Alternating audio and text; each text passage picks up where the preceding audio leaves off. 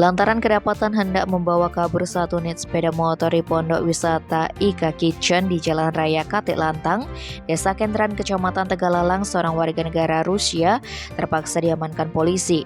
Berdasarkan informasi yang dihimpun di lapangan, bule bernama Georgi Rezin pada Jumat 27 Juni pukul 2:30 WITA masuk ke areal pondok wisata tersebut dengan melompati rantai besi yang terpasang di areal parkir.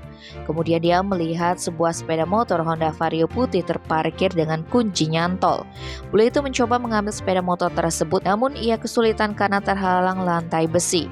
Akhirnya dia dipergoki satpam yang bertugas, kemudian diamankan. Kapolres Gianyar AKBP Imade Bayu Suta Sartana mengatakan setelah diperiksa ternyata bule itu bukan penyewa di pondok wisata tersebut. Parahnya, setelah diamankan ke Polres Gianyar, bule itu justru mengamuk dan merusak fasilitas yang ada seperti merusak kursi, berteriak hingga buang air kecil sembarangan. Setelah dites kejiwaan di RSJ hasilnya normal. Suta memperkirakan bahwa hal ini hanya modus pelaku karena mengganggu tahanan lain. Pelaku dititipkan di rutan Gianyar. Tim Bali Express melaporkan.